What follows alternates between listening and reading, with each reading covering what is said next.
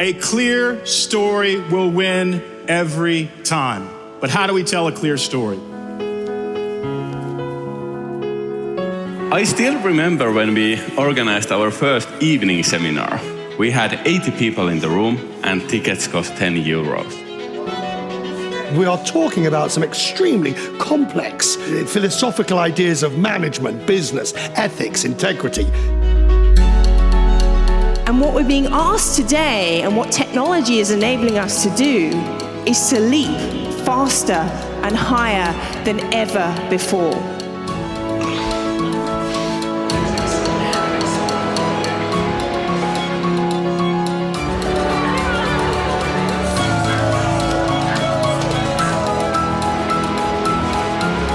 This is fun.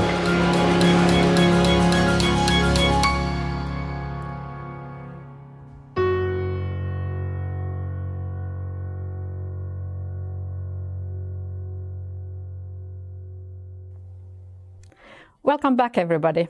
I have here with me Salla Seppa. Salla is the Chief Customer Experience Officer from Nordic Business Forum. Welcome, Salla. Thank you very much. It's a pleasure to be here. Would you like to describe a little bit what you do at Nordic Business Forum? I've been with the Nordic Business Forum a bit more than 4 years now, looking after our customer experience of operations. And we are a business and leadership event. So anything related to the customer experience of it or our normal daily operations, how we do sales or how do we do marketing. So we talk a lot about the overall customer experience of Nordic Business Forum as well with my colleagues and so on. Wow, that sounds like a lot.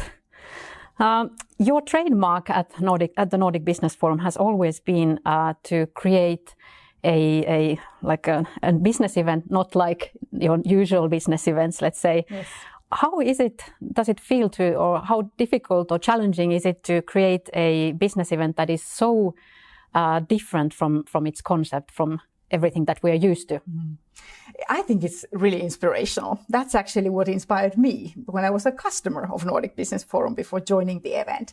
So I first heard about the event in 2014 because there was so much buzz about this event that had just moved to Helsinki from Jyväskylä, where it was born and held for the first 4 years. So it is quite an extraordinary experience because of the customer experience of it and the way the event was organized to provide those memorable experiences. And I felt that myself when I attended it for the first time, and I was blown away, like many others had been.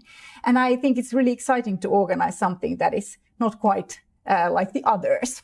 So from the very beginning, when the event was founded in 2009, the idea was to do something else than boring business events. And I think we've succeeded. I would say so. You had Tony Hawk skating there. Yes, that was in 2016, I believe. So. And we've done quite a few different things there just to make it a bit more memorable than just the speeches, for example. Right. Do you do everything yourselves? What kind of an organization is behind the Nordic Business Forum? Actually, our team is surprisingly small, considering that the event is for more than 7,500 people. We are about 20 people now. But we, of course, work very closely with a lot of collaboration partners, including the venue, the Helsinki Expo and Congress Center, where we've been now for the past 6 years or so. And then, of course, lots of students who we always recruit for our customer service operations. So it becomes an organization of about 500 people on site for the event days. Okay. Or even more, actually. Yes. So COVID happened this spring, and it totally ended all kinds of event productions all around the world. How has it affected your activities or business? Yes, well, certainly it has impacted our operations very similarly as the others. So we had to move our event with a year. So we weren't able to organize a face-to-face event this autumn at all. Instead, of course, we are now thinking, how can we sort of execute our mission of building leaders who change the world in some other ways now. And we all know that online events have become a big thing. That's probably the only type of event you can organize at the moment, or then hybrid events. So we've done our own versions of them starting last May. Okay, what kind of events have you had so far? Well, we built a very good speaker lineup for that event as well. We picked some of the speakers we knew had been very well rated on our events or at our events, and then we tried to of course make it a very smooth and energizing experience as our face-to-face event would have been. But then again, we understand as well that it's not quite the same. You have to think of the length of the event and the fact that people are indeed watching it over the screen. And there's all this technology involved. I guess that you must have had your share of the challenges as well. Yeah, it is true. And I think people's expectations still are that everything works smoothly. So that is, of course, a challenge. But we've tried to do a lot of benchmarking also with other events now to understand what people are getting used to and what is possible and how can you make an online event an experience as well. For example, instead of one camera angle, you might have several and stuff like that, that it becomes a bit more like watching a TV show or something. Mm-hmm. I would say that coming back to your employees and your employee experience, it's more or less something like the Zappos kind of thinking behind it, that you're doing a lot to understand and make your sometimes very young student help force understand how important customer experience and customer service is. Let's have a look at this next film.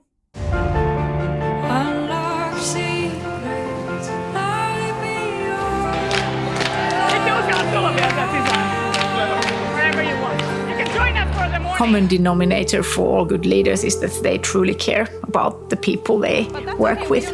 And among the things that my best leaders have done is that they've made it very clear that they believe in me. That's something I try to do as a leader for others as well. Stand up and let's see what happens after that. Behind me was a team of 50 friends, family members, a very supportive girlfriend and now fiancé who gave me feedback so many times on my presentation. If you are a powerful, impactful, influential leader, it is your job to create clarity even when you cannot see. You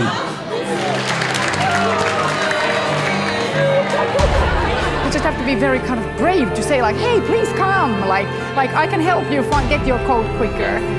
Lovely.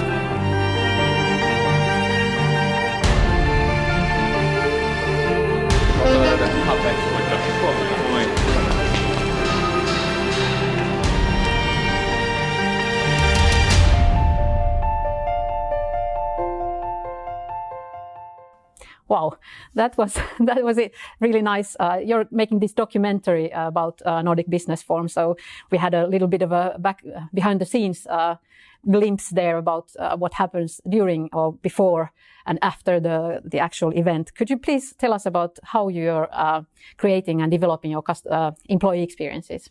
Yes, so I said we have a rather small team, and that's kind of easy. We are all burning for customer experience. So that's, I think, very kind of characteristic of Nordic Business Forum. But when we organize a very big event, of course, we need lots of people there to serve our customers. So we every year recruit about 300 students from a local University of Applied Sciences, Haga-Helia. And we also have a leadership program for 16 students who we then train to become customer service team leaders. And all of them who are in that program have also served our customers at the event. So they kind of know they've done the legwork as well. And it's really exciting because these students they are very open. They are very excited about the opportunity. And of course, we want to make it a great opportunity for them to kind of see how it is to build a world-class event. And so we have a very kind of intensive training period, but we try to pick the ones who really burn for the same or have the same passion of building an amazing customer experience for our customers. There are some really great customer stories about the customer service that people have received from these students and all of your employees. I personally remember very well when I had to step out from Nordic Business Forum for a while, and I had left my overcoat back in my car in the parking lot, and I realized that it would take me as many steps to go and fetch my coat than it would take me to go where I was supposed to be going during the break. So when I told my sad story to this young person at the cloakroom, she said that, wait a minute. And then she stepped back, came back and gave her own coat for me. And it actually fit me much better than my own, so I was very glad. But you must have all of these stories. Could you share some of these with us, please? Yes, that's the nice thing, that we have so many of those stories, because we want to empower our employees to really resolve the customer situations as they come. And we couldn't have a guidebook, that do this when a certain situation happens, because there are too many of those cases. Instead, we believe in the fact that people actually, if they have the right customer service mindset, they come up with the best solutions themselves. And there are so many stories. The cloakroom is, I guess, a very famous example where quite many magical things happen. Quite often you might get even your jacket fixed if there's been a button that has come off, or the loop in the neck has gone broken. Maybe somebody has fixed it during the time that you have watched the presentations. Or once there was a mum whose baby was with her, and the baby started getting a bit restless in one of the sessions.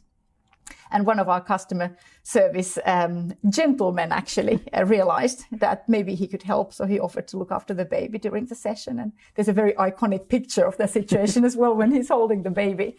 But very many things keep happening when people are really empowered to do the right thing. And we have very simple principles, like treat the customers like you would treat your friends. Mm-hmm. And when people are empowered then to resolve the situations, magical things happen.